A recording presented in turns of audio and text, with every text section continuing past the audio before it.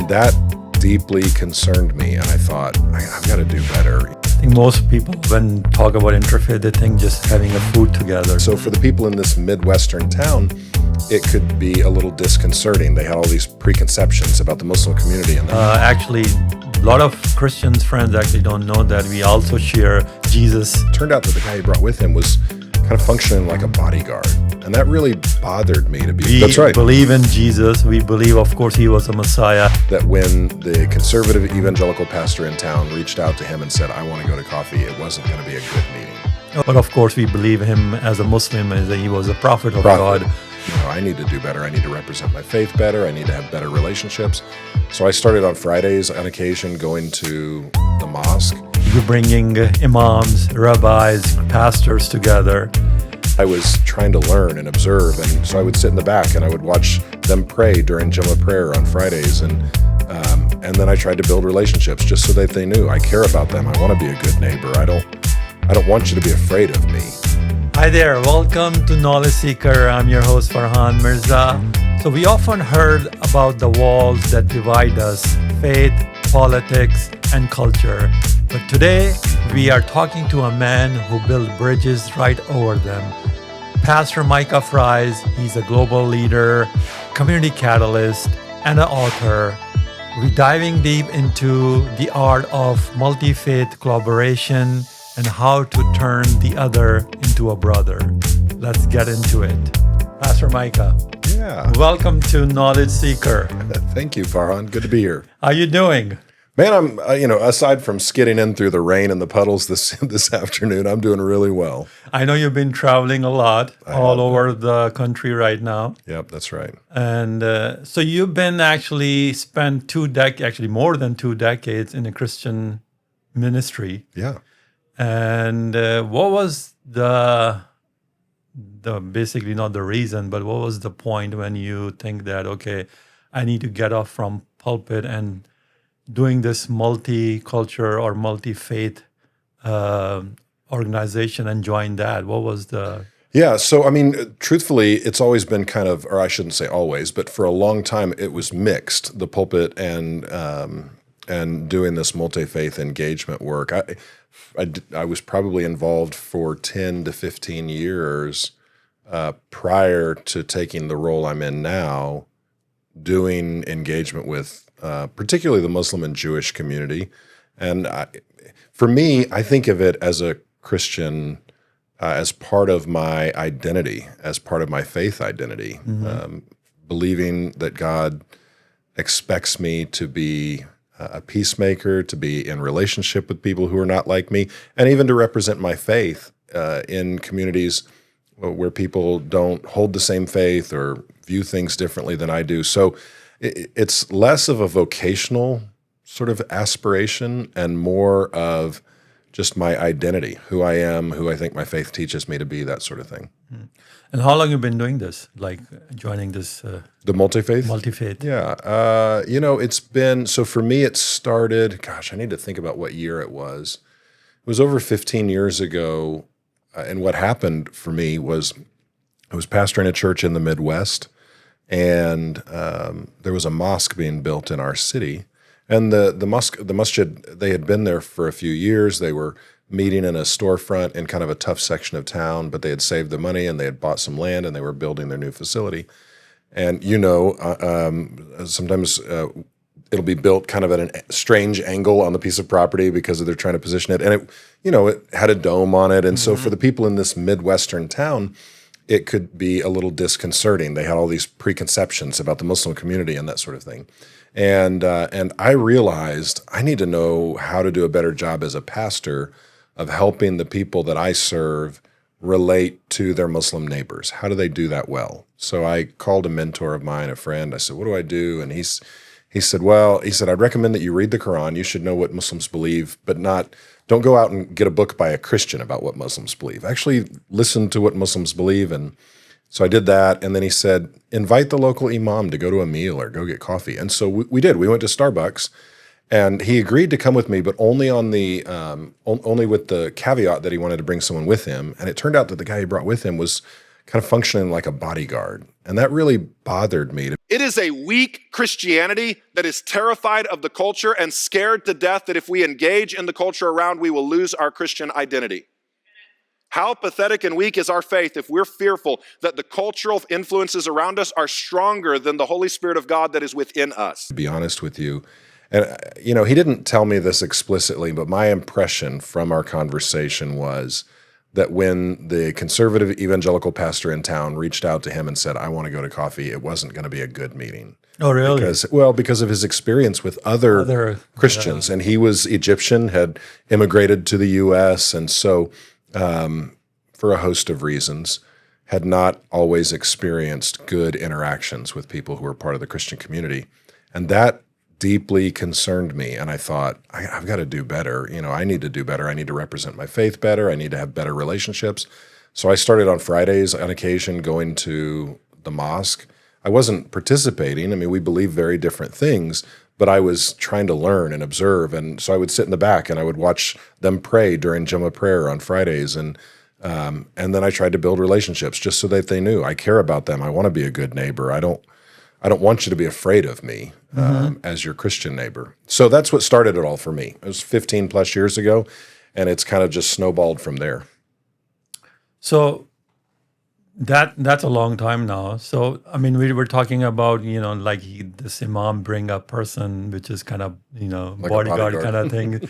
So that's what I was going to ask you. What do you think is a Christian neighbor who has a Muslim neighbor next to him holds a very misconception about that neighbor that you really like to debunk that? Well, there's a lot of thoughts that we could debunk, and part of it depends on where they get their information about what Muslims believe. I mean, my encouragement is invite your Muslim neighbor into your home and have dinner. Just this past Saturday, we were eating dinner with some Muslim friends in town who invited us. We've invited them over to our house before. They invited us over to their home, and we were having they're Egyptian, and they were fixed us a big Egyptian meal, and so we had this Egyptian dinner. My recommendation is do that. That's the best way to find your information. Learn it from someone that you know and that you're in a relationship with. They're going to ask you questions about your faith. You ask them questions about theirs. My concern is that the majority of Christians in the U.S., in our community, get their perception of Muslims, their education about Muslims from popular media or the news, which often uses worst case scenarios because the news doesn't tell us good things, it tells us bad things, right? And then sometimes Christians extrapolate from that, and well, all Muslims must be X, Y, and Z. And so the first thing that I would debunk is that there is no such thing as all Muslims. Muslims are a very diverse community. I mean, globally, there's nearly as many people who are part of the Muslim community as there are part of the Christian community, in the billions. And so I would say to my Christian friends, when you think about the diversity that exists under the banner Christianity, that same diversity exists under the banner of Islam. And I would also say that we have strong misconceptions about Sharia, for instance. Yeah. This is a big one. Everybody assumes it means that somebody wants to come in and take over your country and cut hands off and, that sort of thing, which is not true. That's not, I'm not saying that there aren't some pockets of the world that don't interpret it that way, at least in some cases, but that's not the way the majority of Muslims, particularly here in the U.S., understand it theologically and practice their life. And, they would, as you're a Muslim, I'm not, so I'm not, you correct me if I'm wrong, but my understanding is most Muslims would say that Sharia simply means the way they're supposed to live their life in order to experience and know God. Exactly. I mean, people about the Sharia law, I don't know where this Sharia law is because I have not read that book, the Sharia law, because it's totally, I mean, like you said, it's basically the way of you practicing the way you live kind of thing. Right. And I don't think any religion in this world basically teaches you to not to take care of your neighbor or not to take care of another human being kind of thing. But I mean, like you said, it's all about some kind of misconception about the media and people who usually don't have friends from other faith or something, they actually have a whole lot of opinions about other culture and religion too. So let me add to that. I would say to my Christian friends who are watching, you guys get upset about the way the media portrays Christians. Yeah.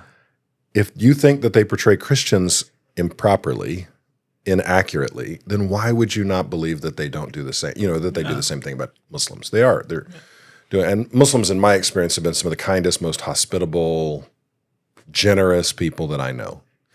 And yeah, you're right. And same goes to like, Christianity or Judaism. There's always, a bad and good in any kind of a community or any kind of a religion. But sometimes we just more focus on the bad things rather than the good things. And of course, you are doing the great things with multi-faith, neighbors network kind of thing, organization. So during your ministry and during your travel globally, what is a profound thing that you learn from totally a different faith that basically change your perspective of other? Yeah, I don't know. That's a good question. Here's what I would say. I would say maybe that people in other religious traditions have challenged my practice of my faith. So for instance, what do you mean? Yeah, for instance, I'm a Christian who says that prayer is incredibly important to me and very important to the experience of Christianity. There's this quote in Christianity that says, prayer, it does not prepare you for the work, prayer is the work, right? But then I spend time with my Muslim friends and I think, ooh, their dedication to prayer is 10 times stronger than mine is, and so my Muslim friends, this is why I tell my Christian friends, and it's true for Muslims, it's true for members of the Jewish community, Hindu, Buddhist, whatever. Spend time with people who are outside of your religious tradition, and I'm telling you, they're going to challenge you to be more faithful in your own tradition. I'm convinced that I am challenged to be more faithful as a follower of Jesus because of my interaction with Muslims and Jews and Buddhists and so on. So Muslims, the Jewish community is a good example. Their community engagement, their civic engagement in the synagogues that I've spent time. I was just in one last week in Houston.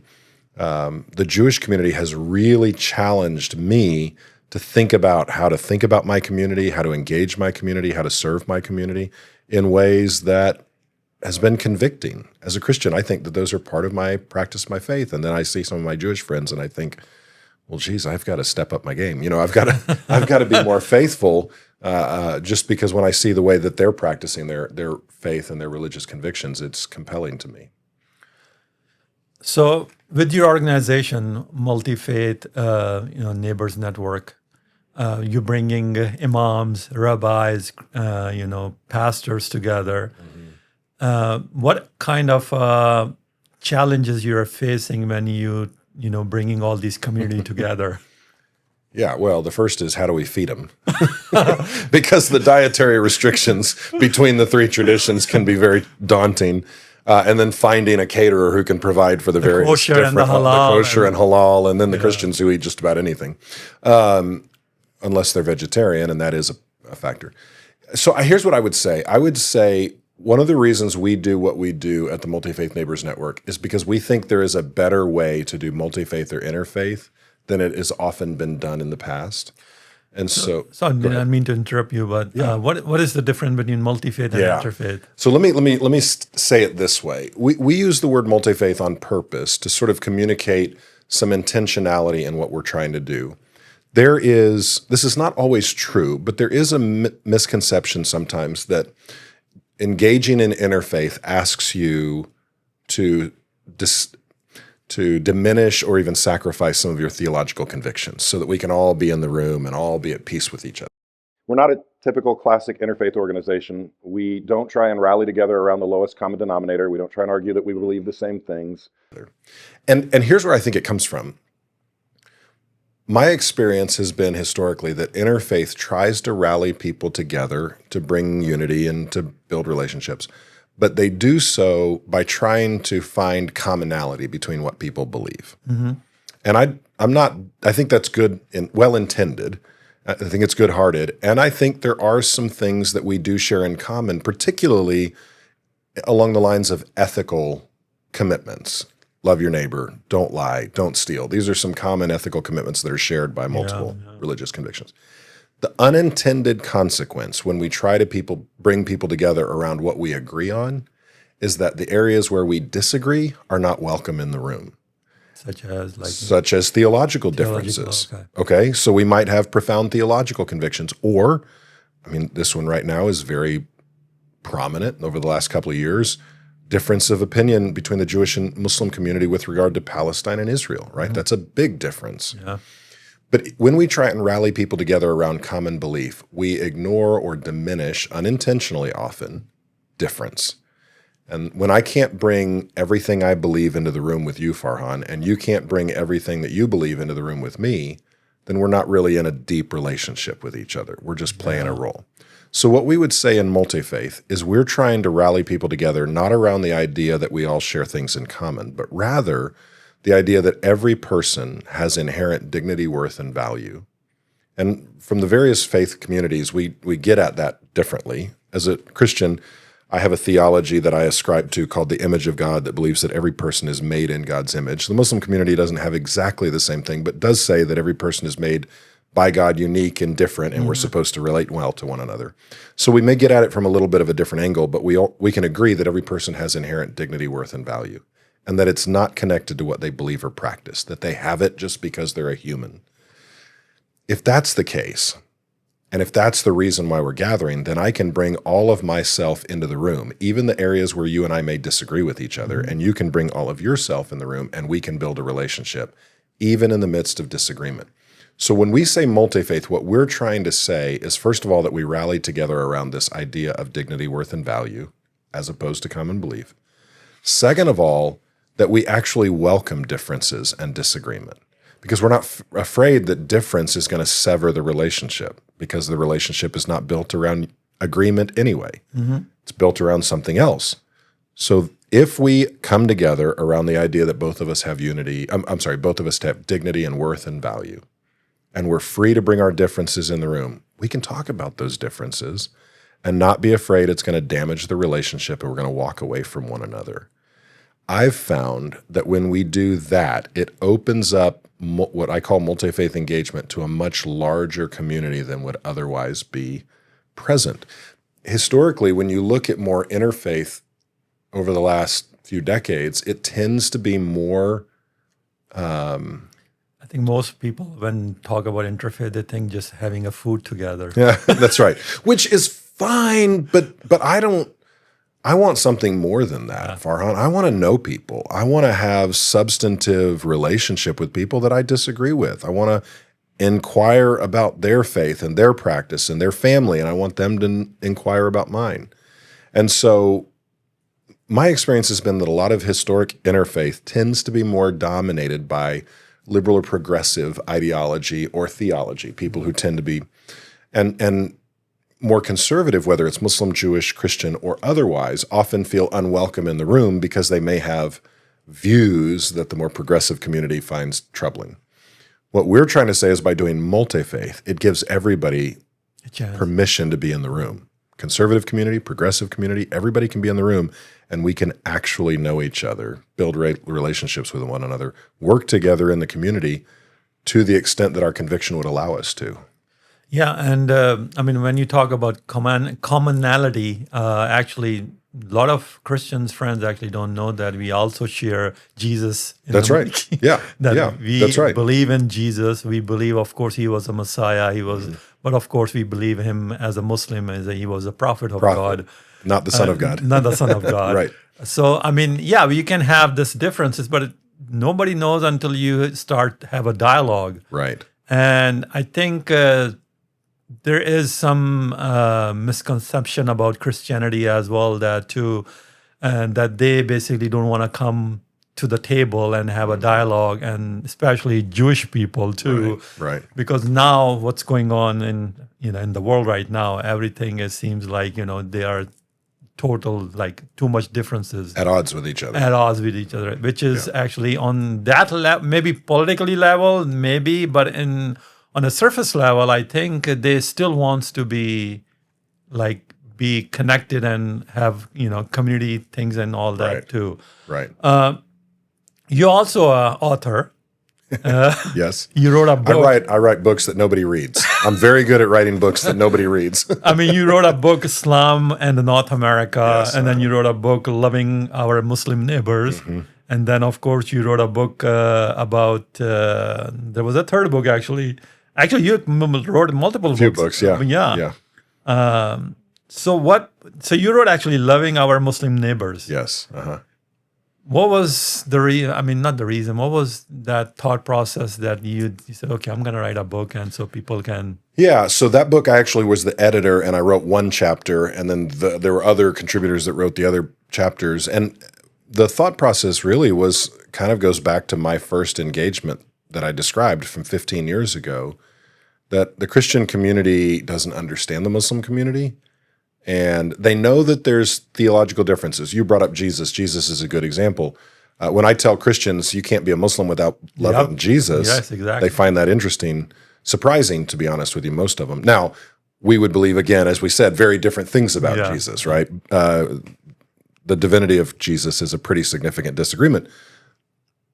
But most people don't know that because they don't get to have that conversation. So the book was really an attempt to help answer some questions about Islam from a Christian perspective. And really, more than anything, though, it's mostly a guide to say to their Christians, here's a way that you can care for, reach out to, befriend your Muslim neighbor better than you've done in the past. Yeah. And I think this is the main, the drawback is in our community that we don't reach out to each other. No. Even though there is maybe in a Christian community, there is a couple of Muslim friends are living. I think in order to understand. So I actually love this kind of, I love faith, meaning like I love community, I love cultures, I like different cultures. I mean, my wife is Christian and I'm Muslim. We've had that conversation before. Yeah. You and I've had that conversation. Yeah. I mean, she never, forced me to do anything like against my religion or anything. I never actually forced her to do anything against her religion. She wants to go to church. I actually went with her church a couple of times, and she went to Islamic Center with me a couple of times. I think the open-mindedness, I think, is the main key. There's a very famous quote from what's his name, Deepak Chopra. He was a life coach, and he said, "Your mind is like a parachute; it won't work unless it's open." Oh, interesting. See, and this is one of the things, Farhan, I think is important. I think there is a perception. I think it's rooted in insecurity, by the way. But I think there's a perception that if I'm curious about what other people believe, it's going to cause me to compromise what I believe. Oh, that's interesting. And we have to reject that premise. That's a false premise. How we can do that? Well, first I would say, if that's the perception that you have, maybe unintentionally you actually have a weak view of your own faith. Oh, that's that here's what if I believe that Christianity is true, and I do. I mean, that's why I'm a Christian, right? That's why I'm a pastor.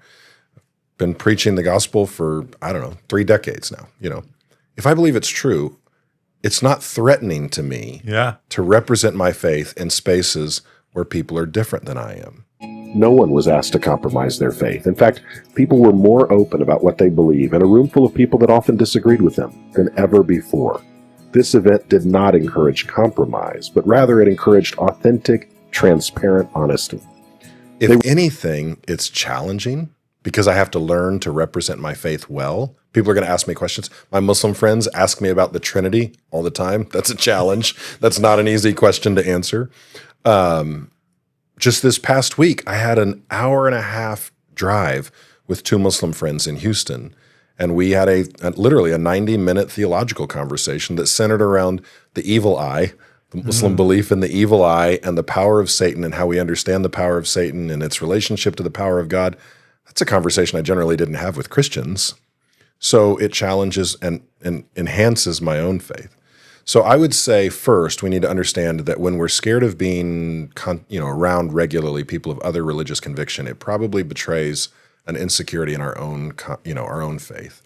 And I also think there is a majority-minority cultural phenomenon happening here, Farhan. And I think this is not specific to America or Christianity. I think it's specific to anywhere where there's a majority and a minority. The majority often can function their entire lives and never think about or engage with the minority, right? The average white Christian in Chattanooga can spend the vast majority of their life and never really ever have to have substantive engagement with anyone who's not really that much different than them.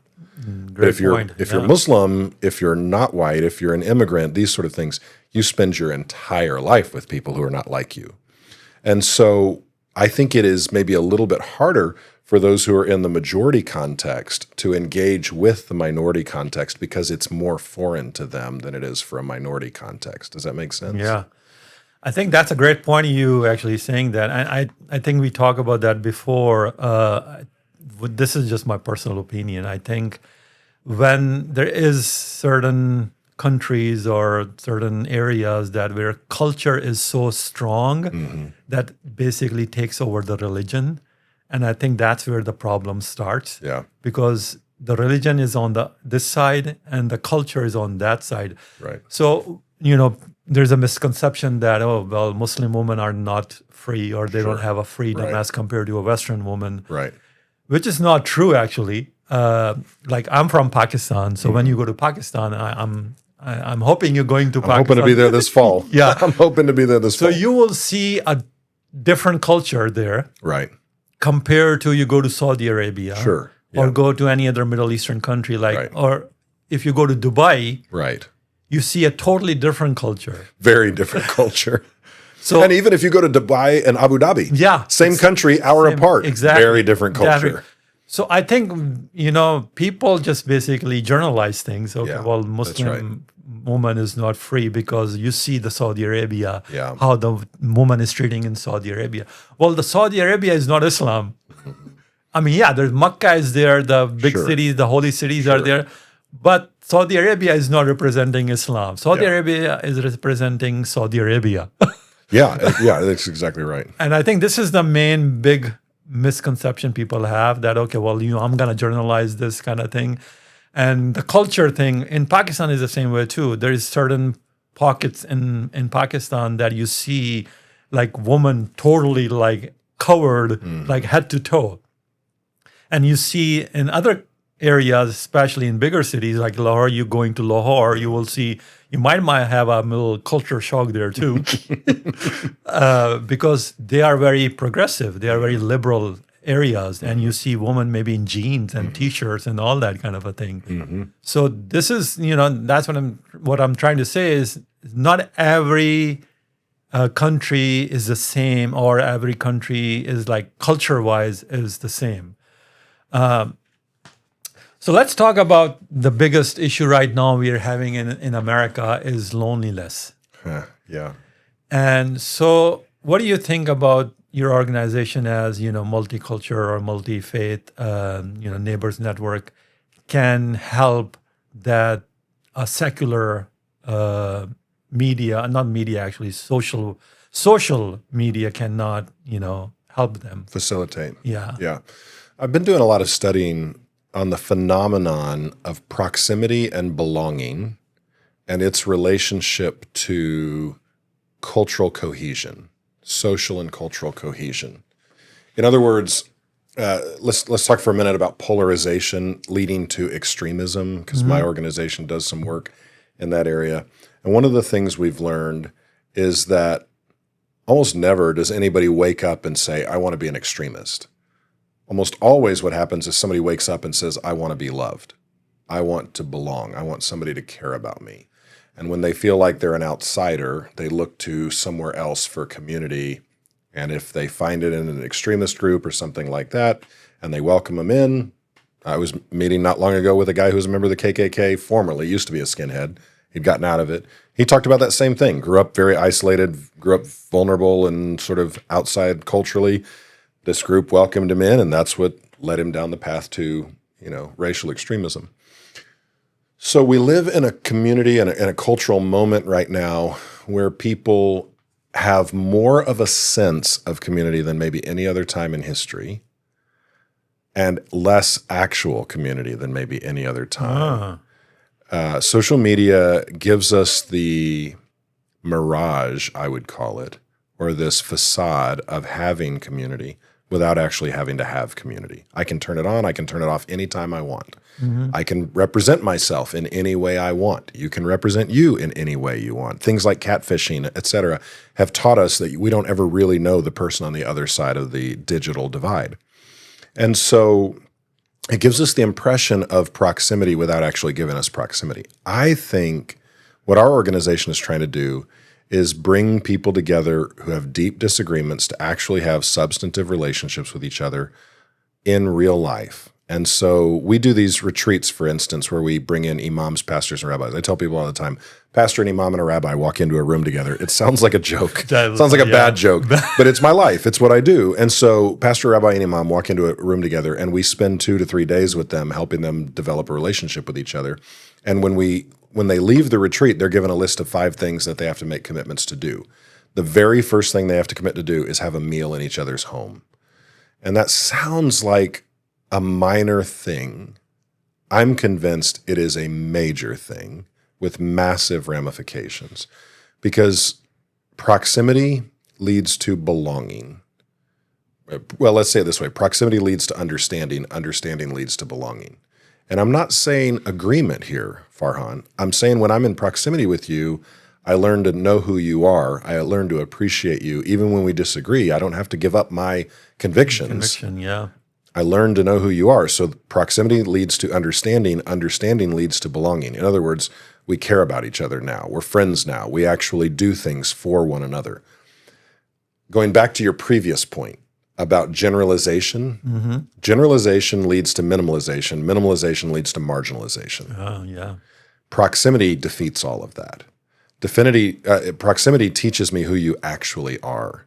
Teaches me to care for someone who is very different than I am, which, by the way, as a Christian, is at the heart of my experience in the Christian faith. I mean, Jesus literally said, love your enemies. Now, I don't think you're my enemy, but his point was, even those who are considered our enemies are to be loved by those who are followers of Jesus. Unique ways. No one drifts towards unity, holiness, or mission, ever. No one ever drifts toward unity, holiness, and mission. Unity, holiness, and mission in our lives as followers of Jesus Christ is much like a car out of alignment. If you're driving a car out of alignment, the only way to get that car to drive straight is to overcorrect in the opposite direction. We have to constantly pull the car back when it comes to unity, when it comes to mission, when it comes to holiness. Our inclination is bent away from those things. I think what we're trying to do here is flesh out the words of Jesus. From my perspective, that's what I'm trying to do. Others in the group are coming at it from a different religious angle. But proximity, again, proximity breeds understanding. Understanding breeds belonging, relationship.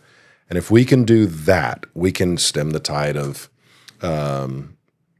social exclusion that is so prominent culturally right now. We can stem the tide of fake news and misunderstanding that's so prominent right now. And we can actually do productive work in our own communities and neighborhoods.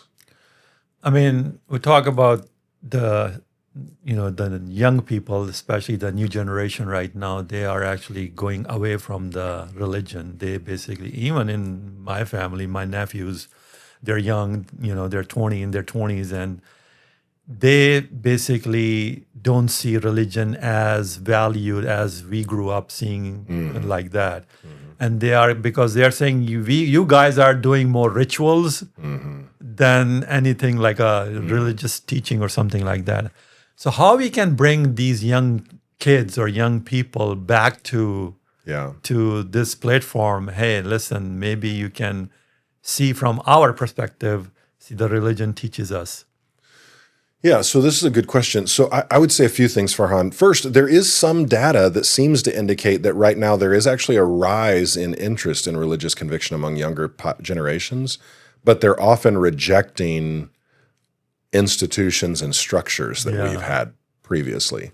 And I think often that's rooted in moral or ethical failure that they've seen, or what you just pointed out where they say, hey, you just have these rituals and there's no life to your faith. A dead faith is an uninteresting faith, right?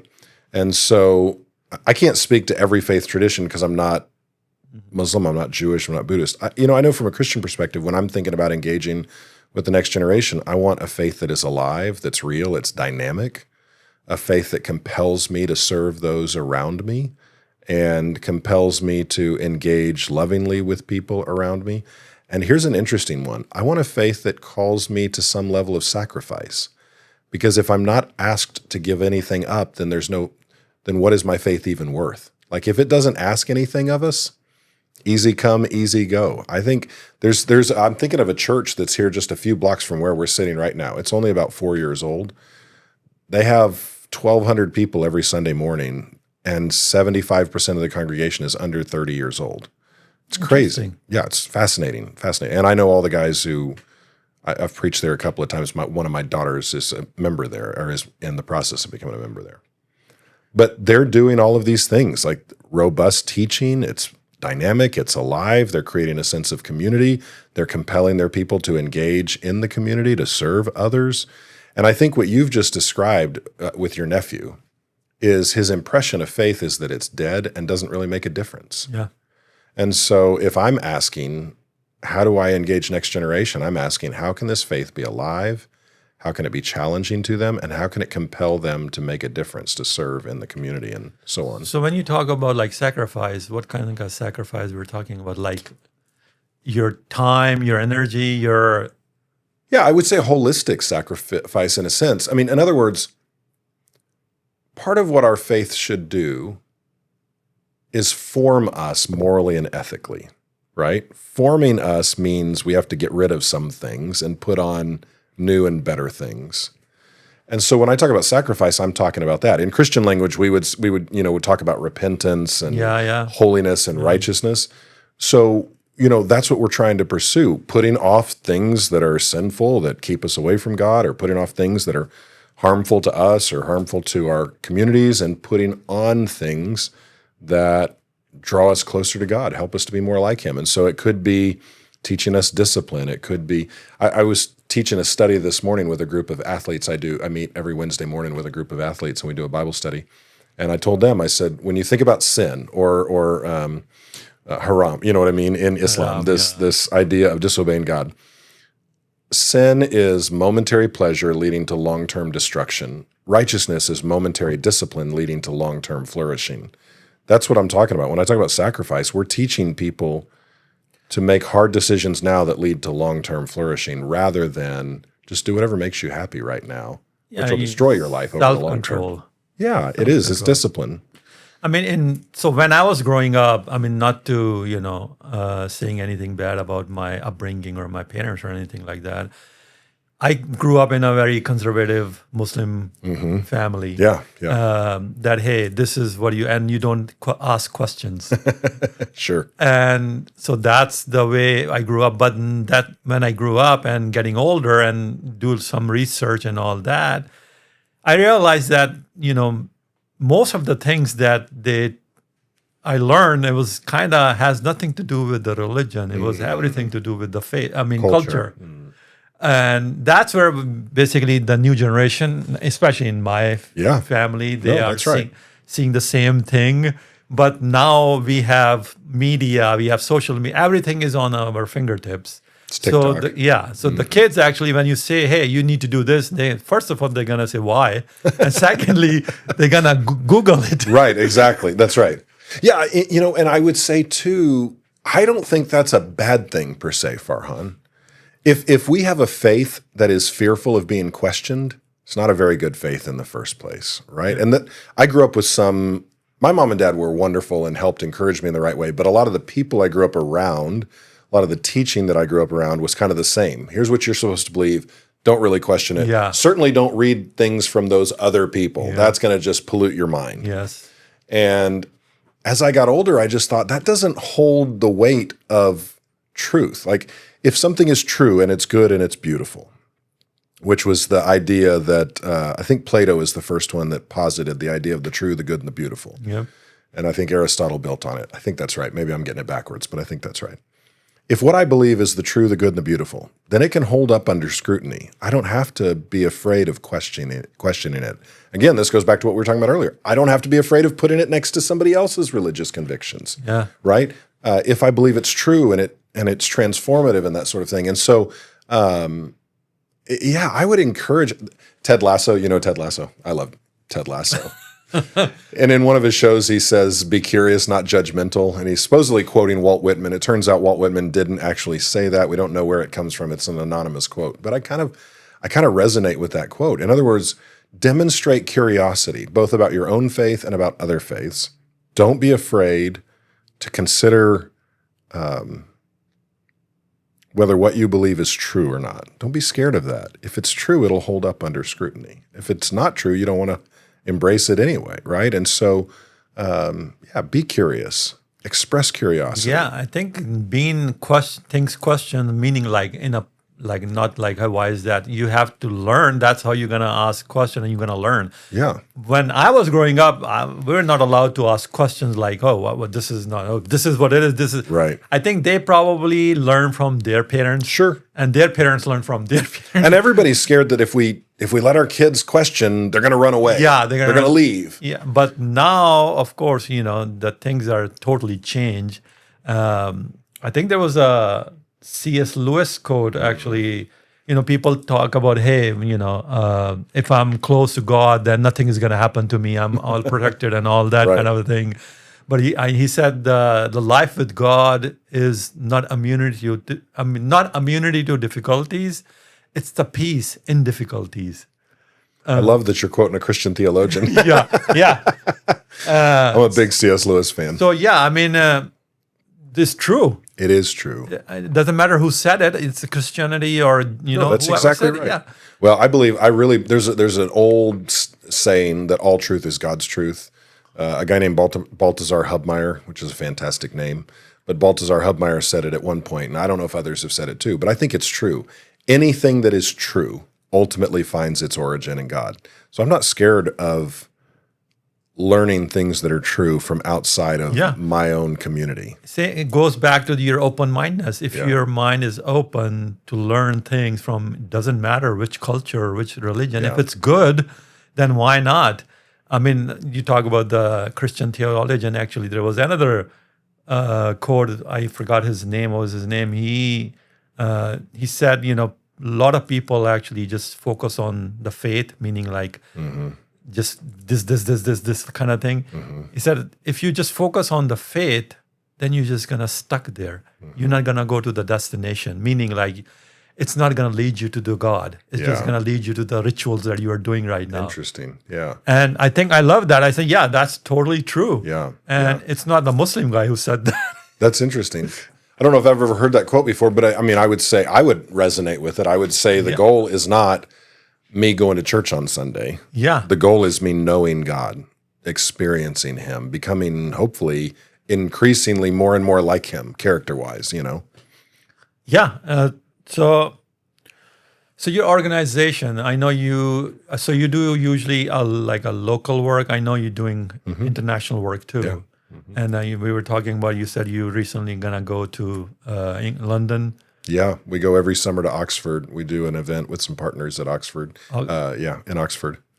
So the people who are basically right now, a lot of people actually people are kind of confused, or they don't know which religion they belong to.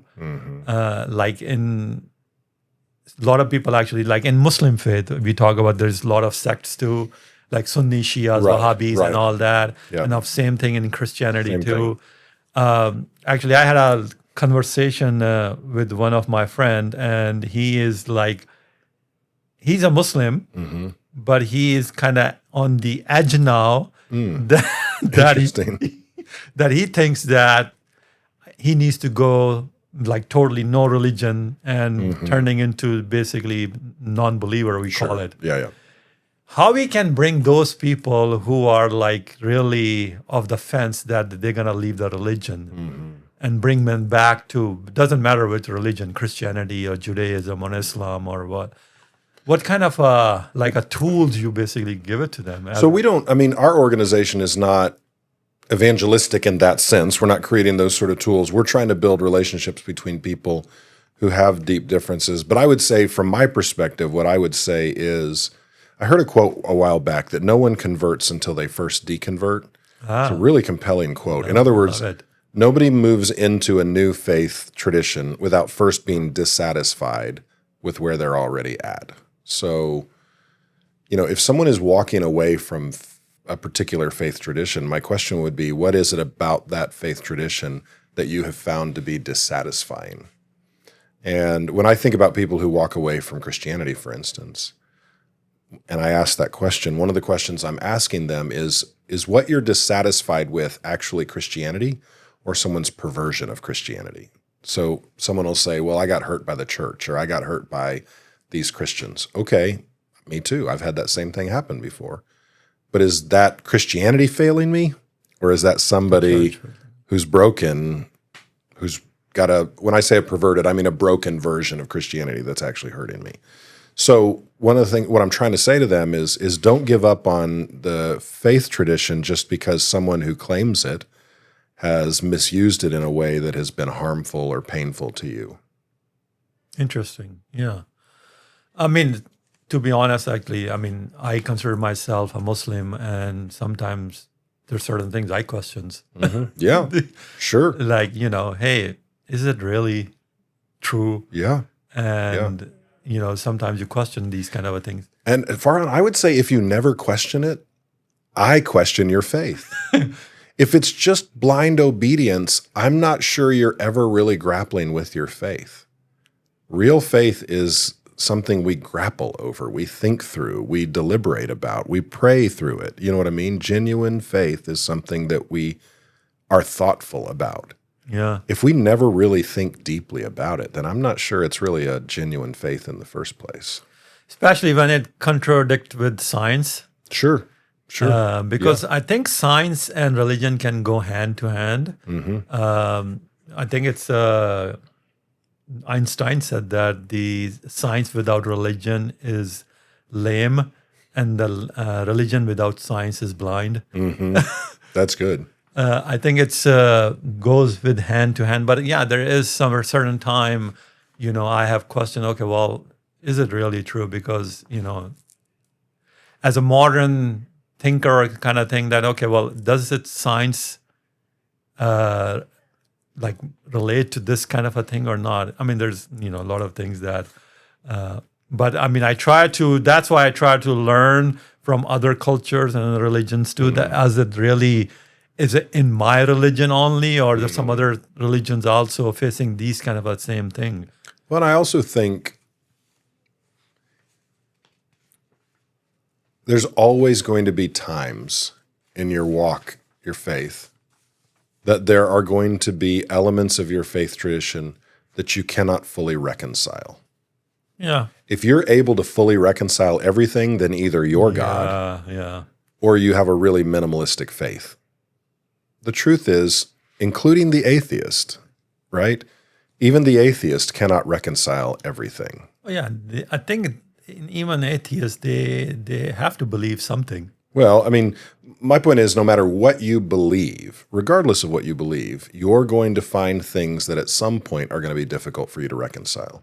For me, I've grappled with it, and I'm convinced that Christianity is true.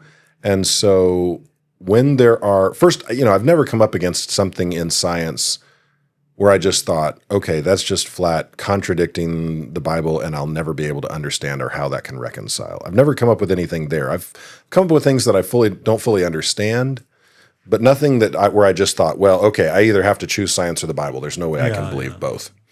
And I think the part of my confidence is my belief that God is transcendent.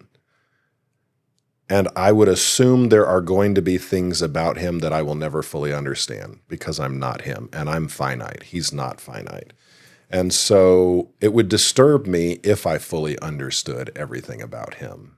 Again, it means that either I'm God or it means I have a really minimalistic, weak faith, simplistic faith. And science, again, going back to my point earlier, everybody has difficulties reconciling some element, no matter what their faith conviction is, so you just get to pick your hard. Yeah. What's going to be the challenge for you? Which one's going to win out in the end? So in this polarized world right now and faith in America, what gives you hope?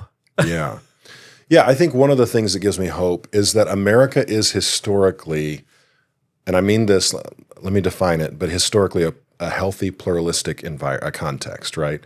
So I think a lot of people today hear the word pluralism and they think it means all religions becoming the same, or it means every religion is equally true. That's not what pluralism historically has meant. It means Pluralism means that each of us hold on to our faith, believe it convictionally, may believe that it's even superior to other traditions. That's why we've embraced it. But that we can function peacefully, side by side with people who may have strong disagreements with us. Yeah. And I think through our work at the Multi-Faith Neighbors Network, we're seeing pictures and pockets of people who are tired of the polarization, tired of the rhetoric, and want to recapture a healthy pluralism. What America has, at least idealistically, how America was founded upon, this idea of a healthy pluralism. And so when I see, for instance, in Houston, Texas, where we have a multi-faith partnership, when I see a local conservative evangelical Baptist church say, we're going to donate an acre or two of our land, they put up a fence around it, and they partnered together with a local synagogue, Jewish synagogue, and a local masjid, a Muslim and Islamic masjid. And now they're in year 3, I think, maybe year 4, of planting and cultivating that garden. Now, beyond that, we also seek shalom by advocating for health care, working against the orphan crisis, pushing back against racial division, economic disparity. All of these things matter. They're all part of seeking shalom. It's a big, huge 1 or 2 acre garden. They do it together, and they harvest the vegetables to use to feed a food desert in urban Houston. Well, that's a really cool story. Yeah. Really cool story. Nobody's sacrificing theological conviction to do it, but what they are doing, and this is the great part, the best product out of the garden is not the vegetables going to the food desert. The best product is Muslims, Jews, and Christians building relationships with each other as they dig in the dirt together and cultivate carrots, and whatever the case might be. That gives me hope. That gives me hope that we can remain convictional, remain committed to our theological traditions, and still love and collaborate with our neighbor in a way that creates a healthy democracy, a healthy social fabric for the future of America. Yeah. No, I mean, that's a great story. Actually, I used to live in Scranton, Pennsylvania. The office, yeah. And there was a Islamic center I used to go in Allentown, which is like 70 miles south of Scranton. And so they're rebuilding their Islamic center now. Yes. So where they're doing all these programs now? In a church. Oh, wow. A church offered them some space to come over because you're rebuilding your mosque or Islamic center. Come over our church. We'll give you space and you can do all your programs and whatever. I think this is America. This is the great, basically example to be interfaith or multi-faith, what you call that. Yeah, I mean, this is religious freedom at work, right? I speak a lot on the topic of religious freedom. It's very important to me. We're very much convinced that the majority community has to stand up and protect the rights of the minority. Now, here in the U.S., that tends to mean that the Christian community has to protect the rights of the Jewish community, the Muslim community, Hindu, Buddhist community, for them to be able to worship freely. That doesn't believe in it theologically, I believe in it historically. But religious freedom argues, when I speak on religious freedom, one of the things, the very first point I make, I talk about reframing a multi-faith commitment to religious freedom. And the very first point I make is that we have to be willing to contend for the rights of those we think are wrong, which is interesting, right? So the Muslim community, by and large, would look at me and say, I think you're wrong theologically about Jesus or about salvation or, you know what I mean, whatever the case might be. Trinity, mostly. The Trinity, yeah. It gets very tricky when it comes to Trinity. But a Muslim who is committed to religious freedom would say, I'm going to defend your right, Micah, to practice your faith side by side with me. And as a evangelical, a Baptist in the U.S., and by the way, historically in the U.S., the whole premise of religious freedom started with a Baptist pastor in Rhode Island who founded the first Baptist church in Rhode Island, and his teachings helped influence Jefferson and others form the First Amendment to the Constitution. That's the history of religious freedom in the U.S., and so I would say, I don't have to think you guys are right to make sure that I would fight for your right to practice your faith. And I mean, our forefathers literally did fight for that right. I mean, we're celebrating the 250th anniversary of the Declaration of Independence this year, right? Yeah. And the history and heritage of America, the First Amendment to the U.S. Constitution, is this idea that we have a right to practice our faith freely without imposition, and we have literally had Christians and Muslims and Jews and Buddhists and agnostics and atheists through the years who have fought to preserve that right. Not that everybody is equally true or right, not that everybody is the same, but that everybody has the right to practice their faith. And I'm convinced this is rooted in the truth that a forced faith is a false faith. Every person has to freely choose their faith. And the only way we can do that is if we create a space where every faith is able to be practiced in a way that they can stand before God and be accountable for what they've done. That's why they rooted the First Amendment, the freedom of religion. I really believe, Farhan, that the freedom of religion is the first freedom, and every other freedom comes from that. Yeah. There's an old Baptist preacher who's dead now, A.W. Tozer, who said, what comes into your mind when you think about God is the most important thing about you. I think this is true whether you agree with me about God or not, because what he's saying is that everything about who we are from a character perspective, our moral and ethical vision for life and so on, is formed by what we think about God or what we don't think about God. I'm convinced the right of every person to practice theological, intellectual pursuit is the freedom that gives way to every other freedom that follows after it. That if we restrict what somebody thinks about God, then we've, by default, restricted every other freedom that flows from Yeah. No, that's if you want to protect all the freedoms, you have to protect the right to think, to act, to behave, based on the dictates of our conscience when it comes to what we think about God. No, that's a great point, actually. In Islam, we talk about, hey, like that's why I said it's a cultural thing that don't question, even though Islam, the God says that you need to question, and in order to come close to me, explore my world, my universe. That's how you're gonna come close to me. Because nature, when you are in nature, surrounding by trees, the mountains, the flowers, the streams, and all that, what do you think first thing? You think about the Creator. The Creator. And that's why it says in order to come close to me, you need to explore my universe. Yeah. And I think that's where, when I was growing up, that was not the case. That was just, don't question that. But that's very similar to a Christian ideal that we see in the Hebrew scriptures that says the heavens declare the glory of God. The stars are the work of his handiwork, basically. In other words, it attests. You can, but I don't understand how you can look up at the sky and not marvel that there is a creator who has wisely put all of this together. Oh yeah. I mean, of course, there's debates every day. Nothing comes from nothing kind of thing. Also, but then you get into the science. Yeah. Big Bang Theory. That's exactly right. Which is a great TV show. Oh yeah, that was a good sitcom too. Big Bang Theory. I actually study in a Christian school. Okay, yeah. In Pakistan. Right, I remember you telling me that. Yeah, the Saint Mary was a Catholic school. So I actually exposed to Christianity way young. Sure. And that's what actually interests me in different cultures, different religion. And nuns are very tough. Did you get your knuckles wrapped with a ruler? Yes, I got that. So that's why it's very interesting to me. When I talk to people like you, you're a pastor, you're a knowledgeable person, and I can learn something from you. And that's why I always, come to open mind. Hey, if he's not Muslim or something, doesn't matter. I still can learn something from this person. Yeah.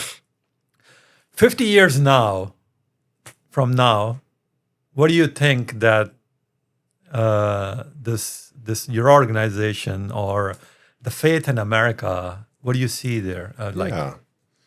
That's an interesting question. I'm not sure if I've ever thought about that before, Farhan, but I would say first, there is in every generation this impression that faith is going away.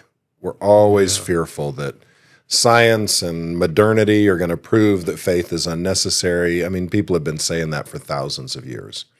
And faith just continues to disrupt that idea. Every generation worries that the young people are walking away from the faith and what we tend to see happen is they tend to come back to the faith a lot too when they have kids and they get married and things like that. So my number one conviction about the faith community is that it will be robust 50 years from now. This idea that it's going to be diminished or disappear or whatever the case may be, I don't buy it. I don't think that has a strong shelf life.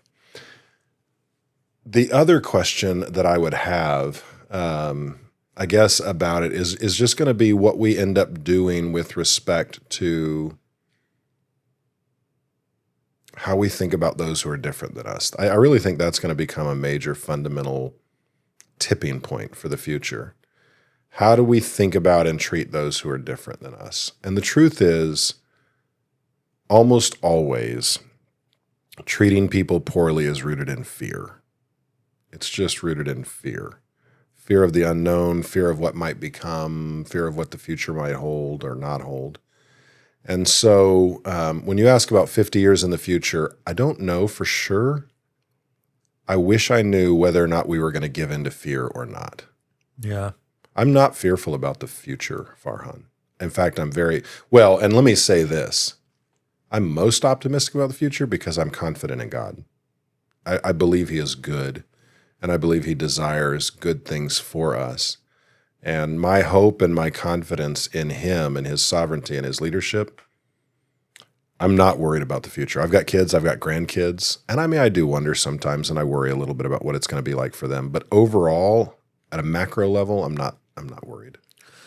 And that, you're absolutely right. And I think going back to your point, you said that earlier, that the insecurity, maybe you have some kind of insecurity that you are fearful that if I interact with other person, something is going to happen or you're going to lose your own faith or something like that. Right, exactly right. And that's, I think, that main key point, that's insecurity. I think you need to be secure what you believe in. Yeah. And if you are strong enough to believe what you believe, doesn't matter. What's interesting is that there are two forms of insecurity I see pop up all the time. One is what you just described. I'm fearful of engaging with people who are not like me.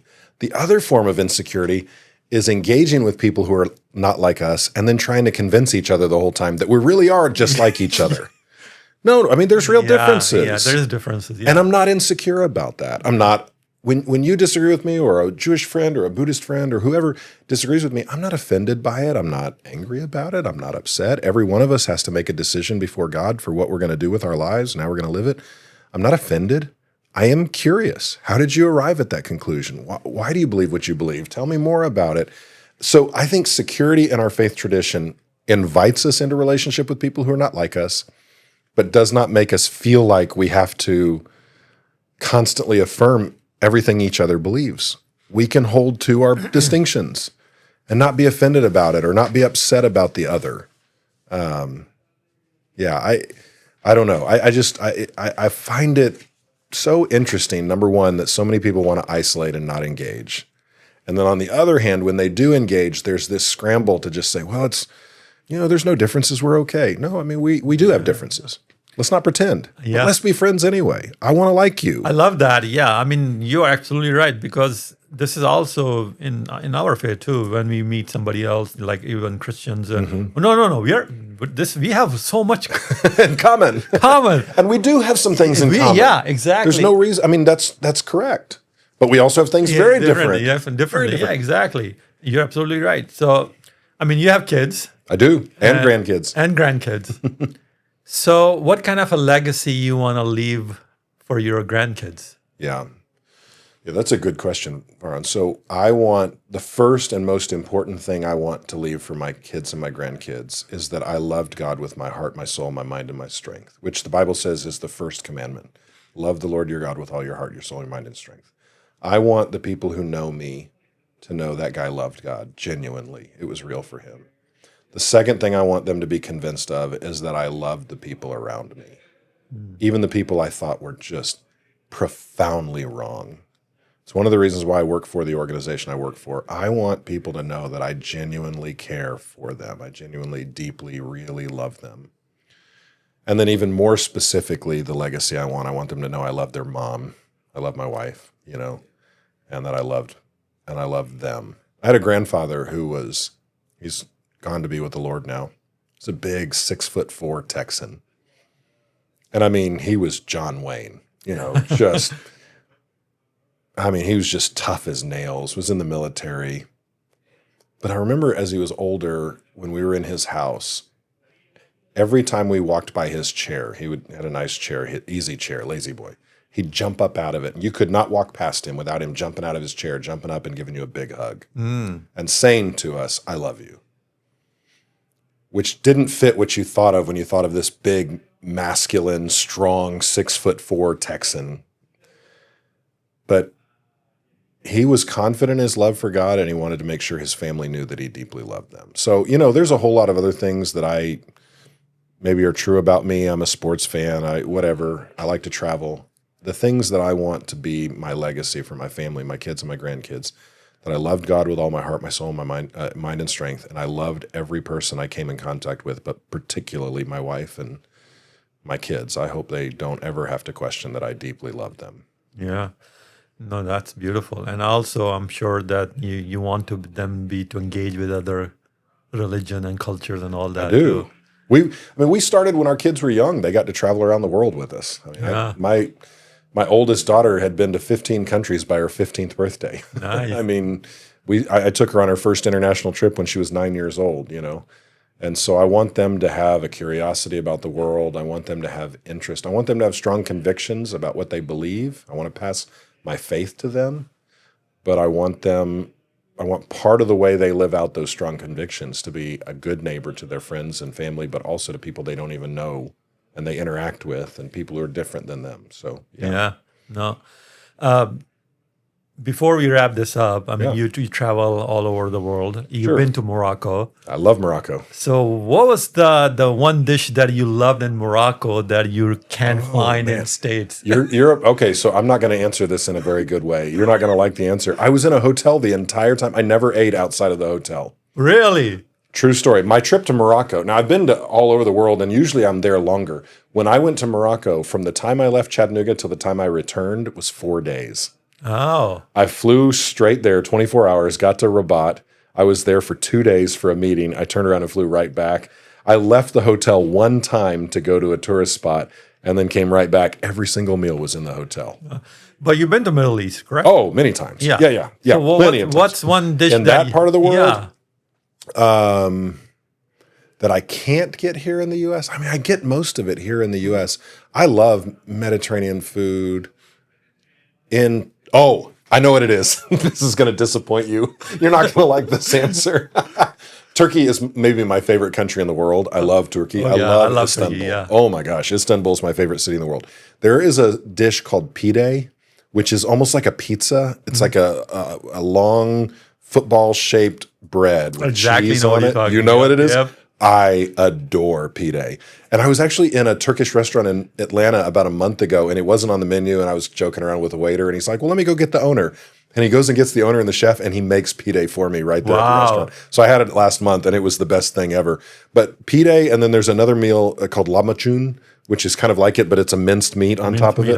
My gosh, I could eat those too. Iraqis actually also have the same kind of a dish too that has a pita and minced meat on the top of that too. So I've been to Iraq once, but just for a few days, and I didn't get to try it while I was there. Yeah, and I think we talk about Persian food too, and the Rumis in Atlanta kind of thing. Yes. I just basically advertise your restaurant.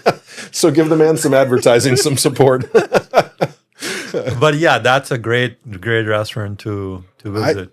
Just about my favorite food in the world would be Mediterranean, Middle Eastern food. I don't know. I do love Mexican. We had Mexican food last night. Cinco de Mayo was last night, so we had Mexican food, and I love Italian food. But I love Mediterranean, Middle Eastern, that area of the world. My favorite actually is Turkish food. Turkish is so good. Yeah, especially their Adana kebab and that kind of a thing. Yeah, I love an Adana kebab. I could eat an Adana kebab or good shawarma, good shish. There's so many good meals I could eat. I'm telling you, I'm getting hungry now thinking about it. So, well, Pastor Micah, before we wrap up, is there anything message you want to give to our audience that? Yeah, that's a good I would say this. I would say if I could encourage you, it would be Well, let me back up. We're coming into the election season. Primaries are happening right now. General election's going to happen in November. It's going to be a very contentious midterms. And everything you're going to hear on the radio, the text messages you're going to get on your phone, I get so many awful text messages and TV commercials. They're going to try and instill in you hatred for somebody else. And so I really think we've arrived at this point in American consciousness where our politics is our national religion, where our politicians are our messiahs, our platforms are our sacred text. And they're going to try and divide, and they're going to try and polarize. The news is going to do the same thing with you with respect to religious differences, ideological differences. If I could challenge you in any way, it would be this. Find somebody deeply different than you and invite them to a meal. And I know that sounds simplistic. I'm telling you, it is revolutionary. It is countercultural. Share a meal with somebody who's different than you. Demonstrate curiosity toward them about what they believe and practice. And share with them about what you believe and practice.